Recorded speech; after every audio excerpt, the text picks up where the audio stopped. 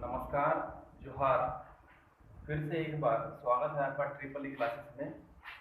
आज की इस वीडियो में हम लोग पॉलिनोमियल का कॉन्सेप्ट लिखने वाले हैं, जो कि क्लास 9 और 10 के बच्चों के लिए बहुत ही इम्पोर्टेंट होने वाला है। पॉलिनोमियल लिखने वाले हैं आज हम लोग। तो शुरुआत करते हैं बिना कोई देरी के। देखिए, सबसे पहले हम लोग इसका डेफिनेशन देखेंगे। पॉलिनोमियल का डेफिनेशन क्या है? इसके डेफिनेशन को जानने से पहले हम लोग एक्सप्रेशन के बारे में जानेंगे। मैथ्स में एक्सप्रेशन किसको कहते हैं? देखिए, जैसे कोई भी सिचुएशन दर्शाने के लिए या शो करने के लिए हम लोग अपना फेस एक्सप्रेशन यूज करते हैं, उसी तरह से मैथ्स में जो एक्सप्रेशन होते हैं वो किसी ना किसी सिचुएशन को शो कर रहे होते हैं मैथमेटिकल लैंग्वेज में। ठीक है, तो उन्हीं को हम लोग आज समझेंगे कि वो जो एक्सप्रेशन है क्या कहना चाह रहा है। जैसे मैथ्स में कुछ भी लिख देंगे, ये एक एक्सप्रेशन है, ये कुछ कहना चाह रहा है। कुछ भी लिख देंगे x - 2, ये भी एक एक्सप्रेशन है। ठीक है, और y² - 5x + 6, ये भी एक्सप्रेशन है। मैथ्स में कुछ भी लिख देंगे, ये एक एक्सप्रेशन है, यानी कि ये कुछ कहना चाह रहा है, ये कुछ बताना चाह रहा है कि देखो मैं ये हूँ, मैं ये हूँ। तो आज इसी को हम समझेंगे क्या कहना चाह रहा है। ठीक है, तो एक्सप्रेशन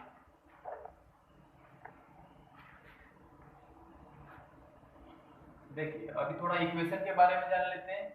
ये एक्सप्रेशन हो गया, तो इक्वेशन किसको बोलते हैं? इक्वेशन का मतलब क्या होता है? इक्वेट करना।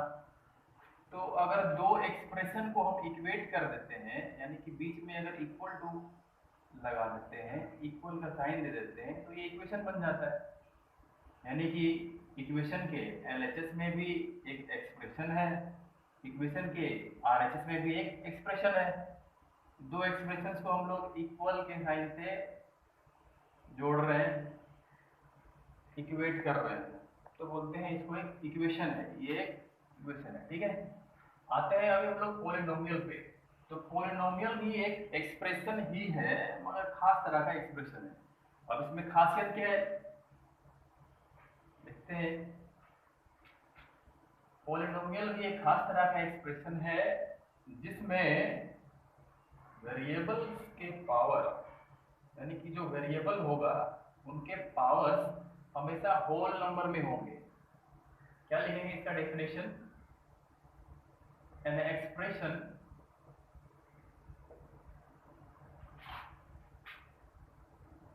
in which the exponents or powers of the variable is a whole number। ठीक है, यानी कि वेरिएबल का पावर जो होने वाला है एक होल नंबर होने वाला है। होल नंबर बोले तो 0, 1, 2, 3 ऐसे। ठीक है, यानी कि क्या नहीं होने वाला है? तो फ्रैक्शन नहीं होने वाला है, जैसे 1/2, 3/4, ये सब फ्रैक्शन है, ये नहीं होने वाला है। डेसिमल में नहीं होने वाला है, 0.5, 1.3, ये सब नहीं होने वाला है। तो वेरिएबल का जो पावर है ये सब हम लोग नहीं देखेंगे, ये सब नहीं होगा। अच्छा, एक रूट क्या होता है? रूट का मतलब क्या होता है? पावर 1/2। जैसे बोलेंगे √4, इसका मतलब है 4 का पावर 1/2। ठीक है, तो फिर से फ्रैक्शन आ गया, मतलब ये भी अलाउड नहीं है। तो एग्जाम्पल समझते हैं किसको हम लोग पॉलिनोमियल कहेंगे और किसको नहीं कहेंगे। देखिए, जरा इसको देखिए, ये है 5x² - 6x + 7। ये एक पॉलिनोमियल है या नहीं है? चेक करके देखिए। यहाँ पे वेरिएबल क्या है? x। अच्छा, वेरिएबल और कांस्टेंट के बारे में आप लोगों को मालूम होगा, तो ये अभी नहीं बता रहे हैं। वेरिएबल क्या होता है, कांस्टेंट क्या होता है, ये बच्चों का है। ठीक है, अभी कॉफिशिएंट्स के बारे में भी नहीं बता रहा है। आप लोग 9th और 10th के बच्चे हैं तो कॉफिशिएंट्स, वेरिएबल और कांस्टेंट के बारे में बहुत अच्छी तरह से मालूम हो। तो यहाँ पे एक्स स्क्वायर का कॉफिशिएंट 5 है, एक्स का कॉफिशिएंट -6 है और ये है कांस्टेंट। ठीक है, तो वेरिएबल यहाँ पे है एक्स, तो वेरिएबल का पावर देखते हैं यहाँ पे क्या है 2, 2 क्या है होल नंबर है। यहाँ पे वेरिएबल का पावर क्या है 1 है। ठीक है, ये भी होल नंबर है। और यहाँ पे वेरिएबल का पावर क्या है, कुछ लोग कहेंगे यहाँ पे वेरिएबल है ही नहीं तो पावर कहाँ से होगा। तो देखिए जो कांस्टेंट होता है यहाँ पे वेरिएबल का पावर 0 होता है, क्योंकि हम जानते हैं किसी का भी पावर 0 1 होता है। तो इसके बगल में 1 लिख सकते हैं, 7 के बगल में 1 लिख सकते हैं ना, 7 × 1 7 ही होगा। तो 1 की जगह पे हम x का पावर 0 लिख सकते हैं। तो यहाँ पे वेरिएबल का पावर क्या हुआ 0, ये भी एक होल नंबर है। यानी कि हर जगह वेरिएबल का पावर होल नंबर आया मतलब ये पॉलिनोमियल है। अच्छा अब देखिए कौन सा नहीं होता है, जैसे इसका देखिए 3x का पावर 2/3 - 5x + 6। यहाँ पे वेरिएबल का पावर फ्रैक्शन में आ गया मतलब ये पॉलिनोमियल नहीं है।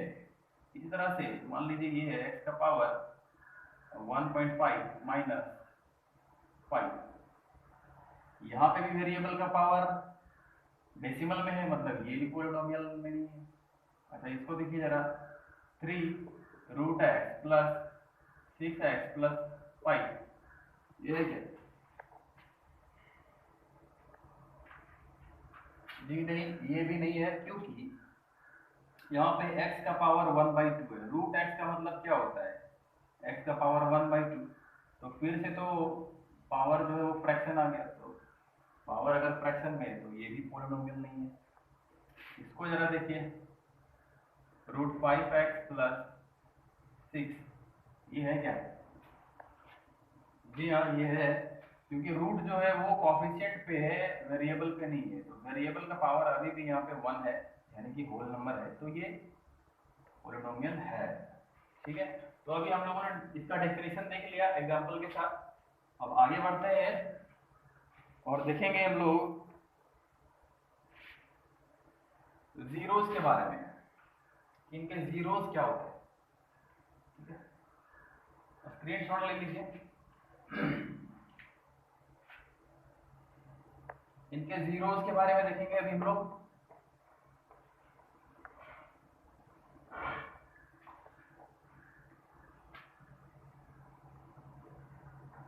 जीरोस का क्या कॉन्सेप्ट है,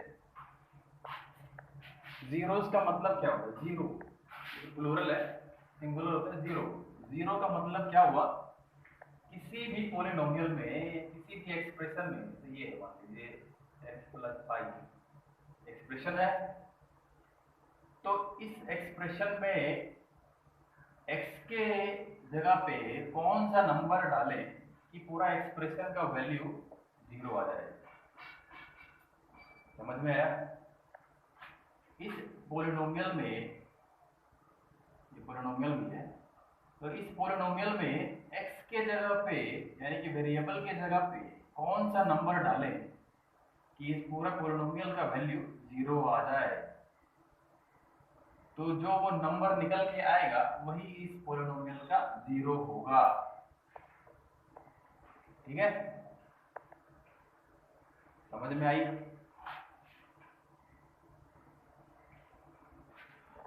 जैसे यही मान लीजिए, इसका 0 कैसे निकालेंगे हम लोग। तो अगर 0 निकालना है, इसका मतलब है कि x के जगह पे कोई नंबर डालेंगे तो इसका वैल्यू 0 आ जाएगा। तो मान लीजिए वो नंबर डाल रहे हैं इस पे, तो इसका वैल्यू 0 आ गया। यानी कि जब 0 निकालना है किसी पॉलिनोमियल का तो इक्वेट करेंगे उसको 0 से। ठीक है, तो अब यहाँ पे x का वैल्यू क्या आएगा, 5 को उधर ले जाएंगे तो -5 आएगा। यानी कि x के जगह पे अगर -5 डालेंगे तो पूरा पॉलिनोमियल का वैल्यू 0 आ जाएगा। देखिए -5 + 5 0 आ गया। ठीक है, इस तरह से किसी भी पॉलिनोमियल का फाइंड आउट कर सकते हैं। अब आते हैं थोड़ा डिग्री पे। डिग्री किसको कहते हैं? डिग्री का मतलब होता है highest power, highest power of the variable.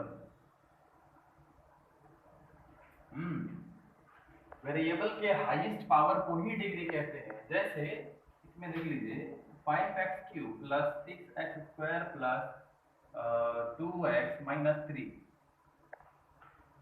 यहाँ पे वेरिएबल क्या है? x है। x का हाईएस्ट पावर क्या है? यहाँ पे 0 है, यहाँ पे 1 है, यहाँ पे 2 है, यहाँ पे 3 है। तो हाईएस्ट पावर क्या हुआ? 3, यानी कि 3 जो हो गया इस पॉलिनोमियल का डिग्री हो गया। ठीक है,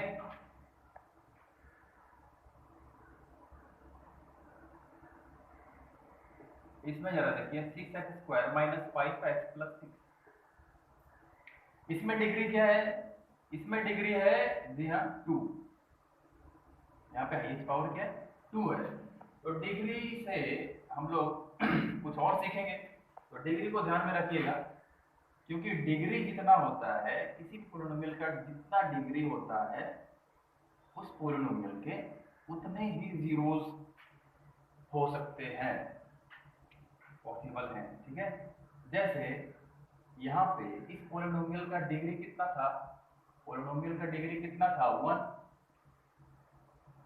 1 था, यानी कि इस पॉलिनोमियल का सिर्फ एक ही जीरो आ सकता है, वो है -5। -5 के अलावे और कोई भी जीरो नहीं हो सकता इस पॉलिनोमियल का। ठीक है, उसी तरह से इस पॉलिनोमियल का डिग्री है 2, यानी कि इसके जो मैक्सिमम जीरोस आएंगे वो होंगे 2। मैक्सिमम 2 ही जीरो हो सकते हैं इस पॉलिनोमियल में। इस पॉलिनोमियल में डिग्री है 3, तो इसके मैक्सिमम 3 जीरोस आ सकते हैं। ठीक है, इसके 3 जीरोस ही होंगे।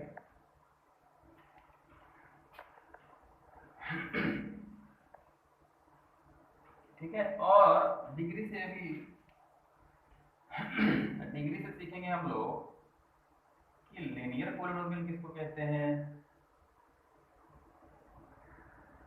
क्वाड्रेटिक किसको कहते हैं, क्यूबिक किसको कहते हैं, बाई क्वाड्रेटिक किसको कहते हैं।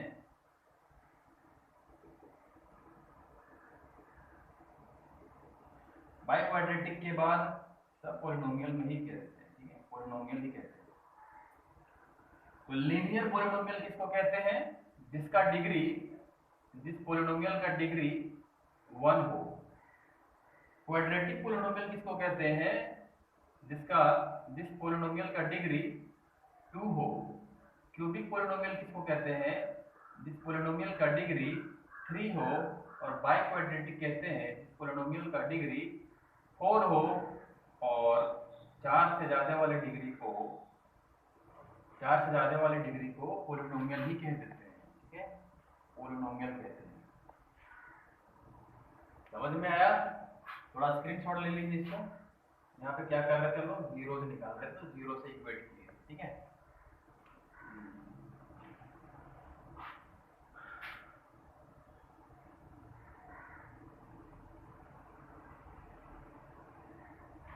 अब थोड़ा हम लोग रिमाइंडर थ्योरम देखेंगे।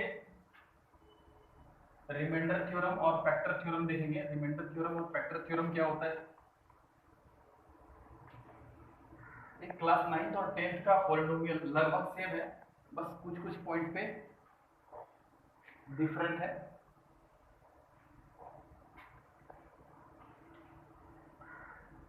तो अभी रिमाइंडर थ्योरम देखने वाले हैं।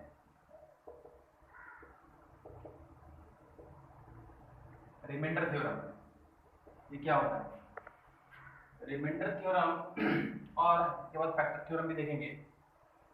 रिमाइंडर थ्योरम कहने का मतलब ये है, ये कहता है कि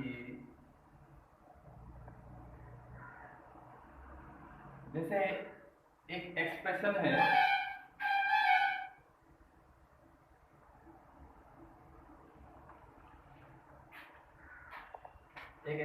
है, x power 4 plus x cube minus 2x² plus x plus 1, इसको डिवाइड करना है x माइनस 1 से। एग्जाम्पल से ही समझेंगे सब कुछ, एग्जाम्पल से ही समझेंगे रिमाइंडर थ्योरम क्या होता है। इसको डिवाइड करना है इससे, तो बोल देते हैं p ऑफ x, तो बोलते हैं g ऑफ x, ठीक है। तो p ऑफ x को डिवाइड करना है g ऑफ x से। तो एक तो तरीका है वो, और डिवाइड करके हमको क्वेश्चन नहीं निकालना है, यहाँ पे रिमाइंडर निकालना है। रिमाइंडर थ्योरम है तो हमको रिमाइंडर पता करना है, ठीक है। अगर क्वेश्चन फाइंड करना है तो लॉन्ग डिवीजन मेथड करेंगे, लॉन्ग डिवीजन मेथड नहीं आता है तो बाद में सिखाएंगे। अभी रिमाइंडर थ्योरम देख रहे हैं तो इसको डिवाइड, इससे डिवाइड करके इसको, और हम लोग रिमाइंडर का पता करेंगे। तो without actually long division method हम लोग सिर्फ इसी से रिमाइंडर का पता करेंगे। तो कैसे पता करेंगे, ये देखिए x माइनस 1 का मतलब है कि x के जगह पे अगर इसको हम 0 से इक्वेट करते हैं तो x कितना आ गया 1।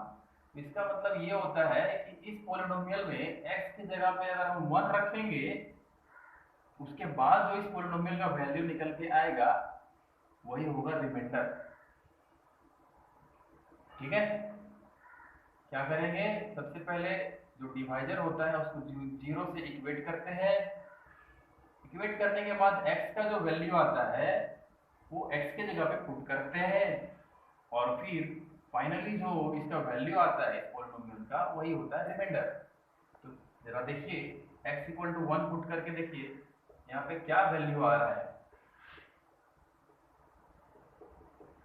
और जो वैल्यू आएगा वही हो जाएगा रिमाइंडर, ठीक है। तो ये आ गया 1 plus 1 minus 2 plus 1 plus 1, 1 2 3 4, 4 minus 2 2, यानी कि अगर इससे हम इसको डिवाइड करेंगे तो रिमाइंडर आ जाएगा 2, ठीक है। अच्छा, एक खास बात यहाँ से नोटिस करने वाली बात ये है कि अगर रिमाइंडर 0 आ जाए कभी तो इसका मतलब क्या हुआ। तो रिमाइंडर 0 कब आता है, जब डिवाइजर जो है डिविडेंड का फैक्टर हो जाए। अगर ये इसका फैक्टर हो जाएगा तब तो रिमाइंडर 0 आएगा, है ना। तो यही है फैक्टर थ्योरम। फैक्टर थ्योरम क्या कहता है, फैक्टर थ्योरम क्या कहता है कि अगर अल्फा किसी पॉलिनोमियल का 0 है, is the 0 of the polynomial, हाँ, तो x minus alpha, then x minus alpha उस पॉलिनोमियल का फैक्टर होगा, will be the factor of that polynomial, ठीक है। यहाँ तो कुछ ज्यादा कुछ समझ में आया नहीं होगा, एग्जाम्पल अगर बताएंगे तब समझ में आएगा। जैसे देखिए अल्फा अगर किसी पॉलिनोमियल का 0 है तो x माइनस अल्फा उस पॉलिनोमियल का फैक्टर होगा। जैसे यहाँ पे हम लोग देख लिए कि जैसे मान लेते हैं कि एक्सप्रेशन है एक,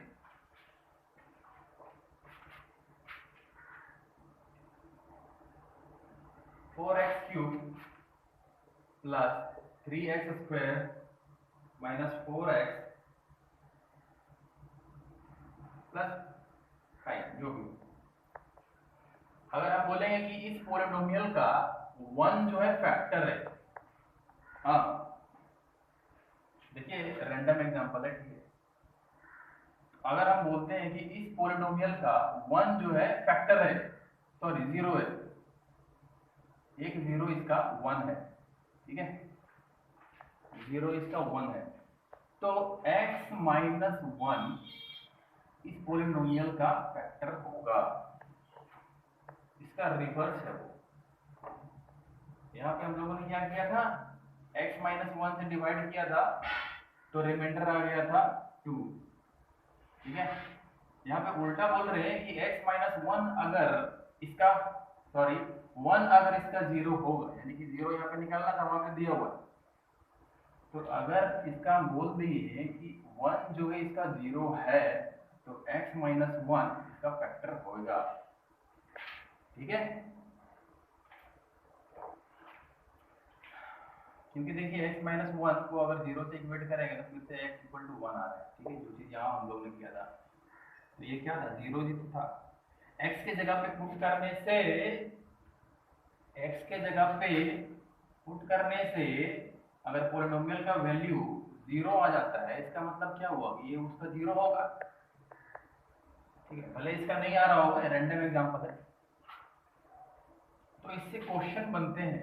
किस तरह के क्वेश्चन बनते हैं? जैसे मान लीजिए कि यहीं पे कहीं पे k दे दिया, k हमको मालूम नहीं है कि कांस्टेंट क्या था, और बोल दिया कि इस पॉलिनोमियल का एक 0 है 1, एक 0 है 1, तो इसका k का वैल्यू फाइंड करो। कैसे करेंगे? अगर हमको मालूम है कि इस पॉलिनोमियल का एक 0 1 है, तो फैक्टर होगा x माइनस 1। ठीक है, तो x माइनस 1 अगर फैक्टर हो गया इसका, यानी कि x इक्वल टू 1 पुट करके यहाँ पे देख लेंगे, और अगर ये फैक्टर है, ध्यान दीजिएगा यहाँ पे, इसके लिए क्या बोले थे कि अगर ये फैक्टर है इसका, तो x इक्वल टू अगर 1 पुट करेंगे इस पॉलिनोमियल में, तो इस पॉलिनोमियल का वैल्यू 0 निकल के आएगा। हाँ या ना? क्योंकि ये फैक्टर है तो रिमाइंडर तो 0 होगा, क्योंकि फैक्टर क्या करता है, पूरा पूरी डिवाइड कर देता है डिविडेंड को, है ना? यानी कि x इक्वल टू अगर 1 पुट करेंगे यहाँ पे हम लोग, तो इस पॉलिनोमियल का पूरा फाइनल वैल्यू जो है वो 0 निकल के आने वाला है। ठीक है, तो k का वैल्यू कैसे फाइंड करेंगे? x के जगह पे 1 रखेंगे,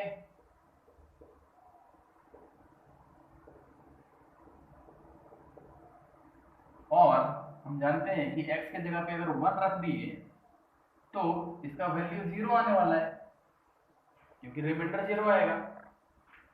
फाइनल वैल्यू आता है वो रिमाइंडर होता है। ठीक है, तो यहाँ पे रिमाइंडर 0 आने वाला है, क्योंकि x माइनस 1 यानी कि 1 जो इसका 0 था। तो अभी देखिए क्या होगा, 4 1 का क्यूब 1 ही होता है, 3 minus 4 plus k is equal to 0। 4 minus 4 खत्म हो गया 3, k का वैल्यू आ गया यहाँ पे -3। ठीक है, तो इस तरह के क्वेश्चन आएंगे। तो ये हो गया रिमाइंडर थ्योरम और फैक्टर थ्योरम का कॉन्सेप्ट। स्क्रीनशॉट ले सकते हैं।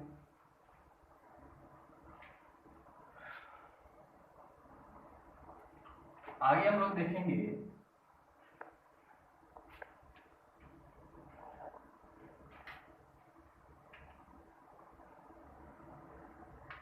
क्लास 9 में, इसके बाद फैक्टराइजेशन है। फैक्टराइजेशन है यानी कि पॉलिनोमियल दे दिया रहेगा, उसके जीरोस फाइंड करने के लिए रहेंगे। ठीक है, बाय फैक्टराइजेशन मेथड। तो फैक्टराइजेशन 8 में भी पढ़े हम लोग, वो अभी नहीं पढ़ने वाले हैं, थोड़ा 10th में आते हैं, और 10th में आगे हम लोग देखेंगे ज्योमेट्रिक मीनिंग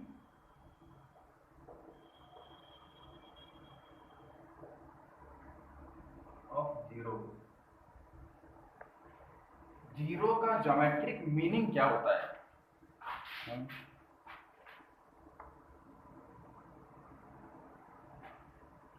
जीरो का ज्योमेट्री मीनिंग क्या होता है? इसका मतलब ये होता है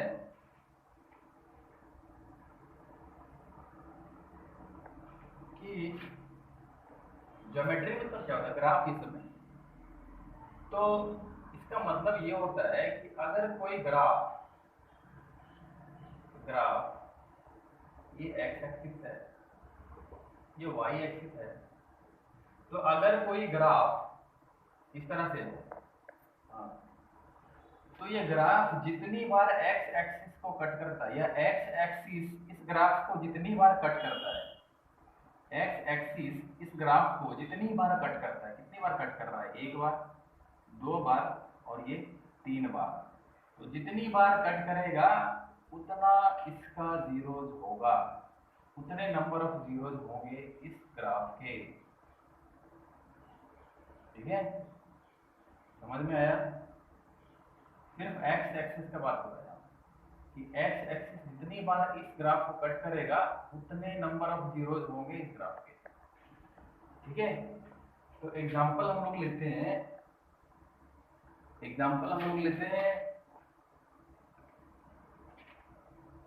एक जनरल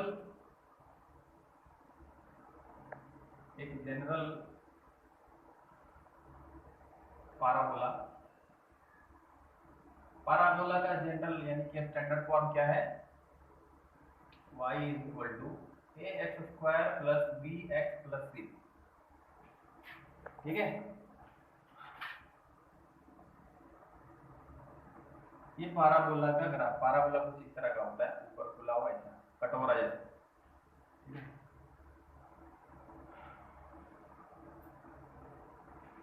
तो पाराबोला का अगर हम लेंगे, इसका ग्राफ बनाएंगे तो ऐसा हो सकता है या ऐसा भी हो सकता है, ये पाराबोला ये कहीं भी हो सकता है। ठीक है, मान लीजिए कि ये एक्स एक्सिस और वाई एक्सिस है, तो पाराबोला एक्स एक्सिस पाराबोला को कितनी बार कट कर सकता है वो डिपेंड करेगा तीन केसेस पे। तो इसमें सबसे पहला केस है कि पाराबोला का पोजीशन यहाँ पे देखेंगे कि पाराबोला है कहाँ पे। मान लीजिए कि पाराबोला ऐसे भी हो सकता है, हाँ, सिर्फ इस क्वाड्रेंट में हो, या फिर ऐसे भी हो सकता है। ठीक है, तो ये सब केसेस हैं, यानी कि एक्स एक्सिस के ऊपर वाले केस। तो यहाँ तो एक्स एक्सिस एक बार भी नहीं कट कर रहा है, तो यहाँ पे एक भी जीरो नहीं होगा, यानी कि नो जीरो, एक भी जीरो नहीं होगा। ठीक है, और दूसरा केस है पाराबोला ऐसे हो सकता है, यहाँ पे बना लेंगे,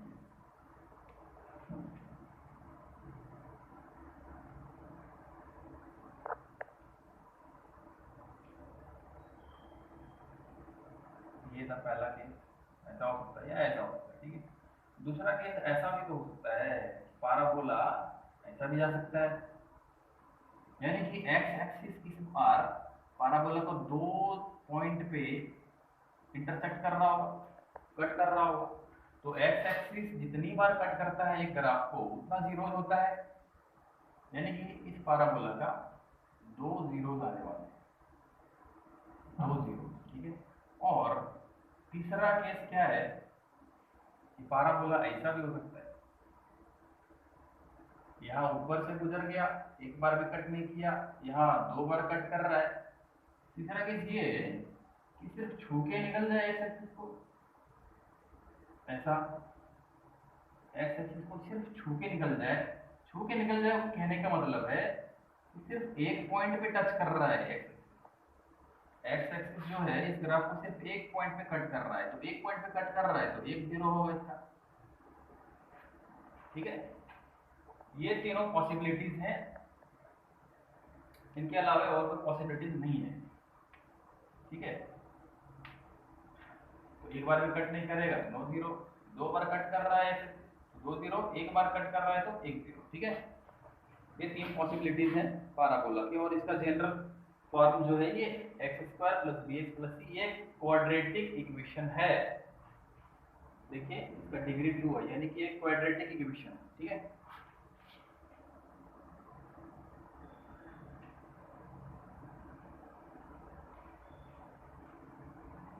थोड़ा ग्राफ के बारे में जान लेते हैं कि ग्राफ कैसे बनाते हैं, how to draw a graph.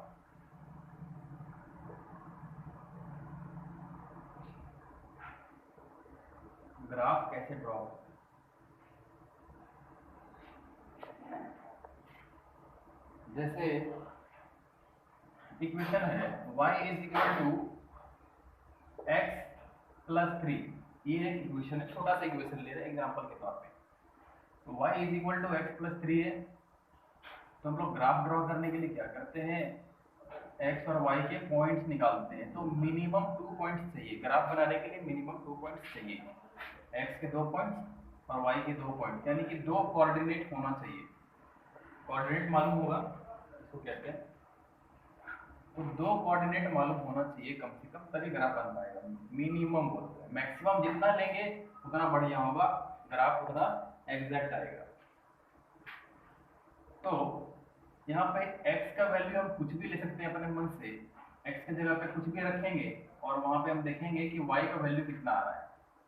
ठीक है, तो मान लीजिए कि हम छोटा नंबर ले रहे हैं, x 0 लिए, तो y का वैल्यू कितना आएगा, यानी कि पूरे का वैल्यू कितना आएगा। अगर 0 यहाँ पे रख दिए तो y आ गया 3।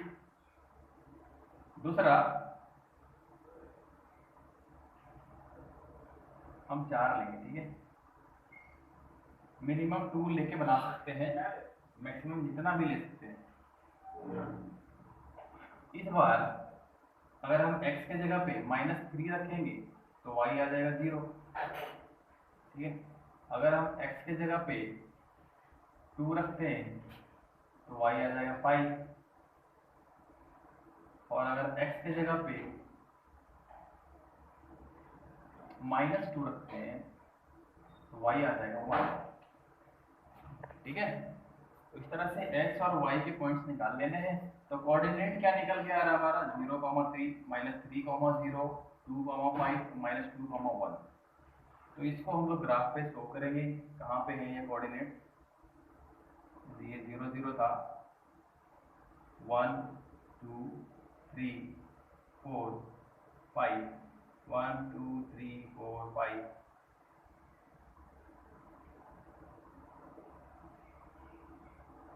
ये प्लस में y एक्सिस है, ये माइनस, ये प्लस में x एक्सिस है। ठीक है, पॉजिटिव, ये भी पॉजिटिव y एक्सिस, ये नेगेटिव x एक्सिस है और ये नेगेटिव y एक्सिस है। इधर भी होंगे -1 -2 -3 -4, -1 -2 -3 -4 -1 ऐसा। ठीक है, अब इसको लोकेट करते हैं, इस कोऑर्डिनेट को। 0,3 कहाँ पे होगा, यानी कि x में हमको 0 जाना है, कहीं नहीं जाना, x एक्सिस में जाना ही नहीं, मतलब यहीं पर हो रहा है, बैठे रहो। अब सिर्फ y में हमको 3 जाना है, मतलब यहाँ से हमको खाली यहाँ तक चलना है। तो ये वाला पॉइंट हो गया 0,3। ठीक है, -3,0 कहाँ पे होगा, यानी कि x में हमको जाना है। देखिए यहाँ से स्टार्ट करते हैं हम लोग, 0 0 से स्टार्ट करते हैं हमेशा। ठीक है, तो पहले हमको x एक्सिस में जाना होता है, बाद में y। तो x में जाना हमको -3, यानी कि इधर जा रहे हैं, और y में कहीं जाना ही नहीं, हम हो जाएंगे, हिलना डुलना नहीं। यानी कि ये वाला पॉइंट आ रहा है -3,0, ये हो गया -3,0। अगला है 2,5, यानी कि x में जाना है यहाँ से 2, अब यहाँ से जाना है y में 5, तो उछल के यहाँ से नहीं ले जाएंगे 5, यहाँ से जाएंगे हम लोग 5 इधर। तो x में जाना है पहले 2 और यहाँ से जाना है हमको यहाँ तक, ये समझ लीजिए, यहाँ ये वाला पॉइंट है, ये हो गया 2,5, ये 5 है। ठीक है, अगला है -2,1, यानी कि x में जाना है -2 और y में जाना है 1, यानी कि ये वाला पॉइंट -2,1। अब क्या करेंगे, सारे पॉइंट्स को ज्वाइन करेंगे। ठीक है, तो ये देखने से लग रहा है कि एक स्ट्रेट लाइन है, हालांकि यहाँ पे एक स्ट्रेट लाइन बना नहीं है, क्योंकि ग्राफ जो स्केल से नहीं बनाए, तो ये स्ट्रेट लाइन ही होगा। ठीक है, अगर सारे पॉइंट्स को ज्वाइन करेंगे तो ये एक स्ट्रेट लाइन का ग्राफ है। ठीक है, तो इस तरह से हम लोग ग्राफ ड्रॉ करते हैं, क्वाड्रेटिक इक्वेशन के भी इस तरह से ड्रॉ कर सकते हैं। ठीक, समझ में आया।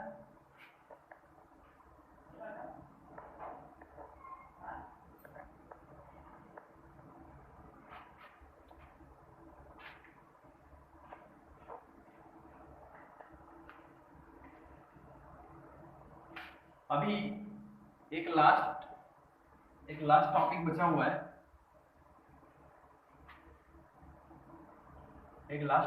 हुआ है, जीरोज और कोएफिशिएंट्स के बीच में रिलेशन।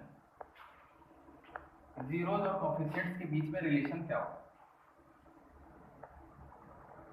जीरोज और कोएफिशिएंट्स के बीच में रिलेशन क्या होता है, यानी कि रिलेशन बिटवीन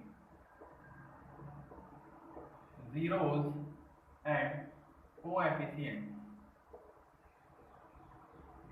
तो पहला quadratic equation, quadratic polynomial. Quadratic polynomial में देखिए सबसे पहले इसका जनरल फॉर्म यानी कि स्टैंडर्ड फॉर्म क्या होता है, ax² plus bx plus c। ये हो गया क्वाड्रेटिक पोलिनोमियल। अब इसमें x² का कोएफिशिएंट a है, x का कोएफिशिएंट b है और ये कांस्टेंट है, ठीक है। तो यहाँ पे जीरोज देखिए इसका डिग्री 2 है, यानी कि 2 जीरोज निकल के आएंगे। तो 2 जीरोज में से पहला को बोलते हैं, मान लेते हैं अल्फा होगा और दूसरा बीटा होगा। ये दोनों जीरोज हैं इस पोलिनोमियल के, ठीक है। तो इन दोनों के बीच में रिलेशन क्या होगा, रिलेशन ये होता है अल्फा प्लस बीटा जो होता है माइनस b/a के बराबर होता है, ठीक है। b है x का कोएफिशिएंट और a है x² का कोएफिशिएंट, ठीक है। एक और रिलेशन होता है alpha into beta, alpha into beta होता है c/a। ये दोनों रिलेशन आपको याद रखना है, इससे बहुत सारे क्वेश्चन बनते हैं, ठीक है। अगला है क्यूबिक पोलिनोमियल, जो कि आप लोगों को पढ़ना नहीं है, एग्जामिनेशन पॉइंट ऑफ व्यू से नहीं है, फिर भी जान लीजिए। Cubic polynomial, polynomial cubic polynomial यानी कि इसका जनरल फॉर्म आने वाला है, स्टैंडर्ड फॉर्म आने वाला है ax³ plus bx² plus cx plus d। तो यहाँ पे जो डिग्री होगा इसका 3 है, यानी कि 3 यहाँ पे इसके जीरो निकल के आने वाले हैं, बोलते हैं अल्फा बीटा और गामा। तीसरा को बोल देते हैं हम लोग गामा, ठीक है। तो इनमें रिलेशन क्या होने वाला है इसी तरह से, तो alpha plus beta plus gamma होता है माइनस b/a। दूसरा रिलेशन होता है alpha beta plus beta gamma plus gamma alpha is equal to c/a। और तीसरा होता है alpha beta gamma minus b/a, ठीक है। ये 3 रिलेशंस हैं क्यूबिक पोलिनोमियल के, एग्जामिनेशन पॉइंट ऑफ व्यू से नहीं है, ठीक।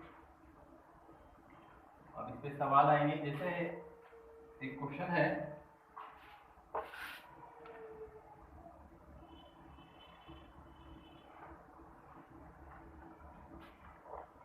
एग्जांपल लेते हैं। जैसे एक पोलिनोमियल है x² माइनस 3, इसमें जरा बताइए a और b और c क्या है, a b c क्या है। क्वाड्रेटिक पोलिनोमियल है तो a b c क्या है, यहाँ पे a क्या हो जाएगा, a बोलते हैं x² कोएफिशिएंट को, x² का कोएफिशिएंट कितना है 1। b क्या होता है x का कोएफिशिएंट, ये x तो है ही नहीं तो b हो जाएगा 0।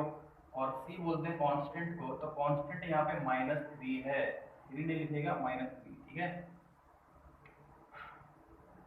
तो पहले इसका जीरोज निकाल लेते हैं। तो जीरोज क्या होगा, कैसे निकालेंगे, x² माइनस 3 इक्वल टू 0 से इक्वेट करेंगे तभी 0 निकलेगा, ठीक है। तो x² इक्वल टू 3 और x is equal two plus minus √3। Square हटाने के बाद, स्क्वायर उधर जा हटाने के बाद यहाँ पे प्लस और माइनस में आंसर आता है हमेशा, ठीक है। 2 आंसर आएंगे, एक प्लस में एक माइनस में, ठीक है। तो यहाँ से x का x जो निकल के आया है यही जीरोज है, तो 2 जीरोज निकल के आए, एक प्लस √3 एक माइनस √3। तो इसको वेरीफाई करते हैं इस रिलेशन से, देखते हैं सही आया है कि नहीं। अल्फा यहाँ पे प्लस √3 और बीटा माइनस √3। तो अल्फा प्लस बीटा यानी कि √3 minus √3 equal to minus b/a के बराबर आया है कि नहीं। Alpha plus beta minus b/a, तो अल्फा प्लस बीटा क्या है, √3 माइनस √3 यानी कि 0। तो माइनस b/a भी 0 आ रहा है कि नहीं, देखिए जरा, माइनस b है 0, a है 1, तो ये भी 0 आ गया, सही है। अल्फा बीटा का देखते हैं, c/a होता है तो अल्फा इंटू बीटा क्या हो जाएगा, √3 इंटू √3 3 हो जाएगा और माइनस में आएगा, ठीक है। और सी बाई ए, सी है यहाँ पे -3 और ए है 1, फिर से -3 आ गया, यानी कि करेक्ट है, दोनों सही है, ठीक है। यानी कि जो हम जीरोस निकाले हैं वो सही है। तो इस तरह से हम लोग वेरीफाई कर सकते हैं इसको, ठीक है।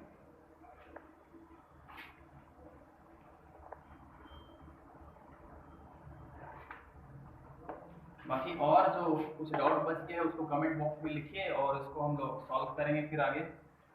बाकी इसका जो क्वेश्चन आंसर है वो बाद में हम लोग सॉल्व करेंगे, ये सिर्फ कॉन्सेप्ट के लिए था, ठीक है।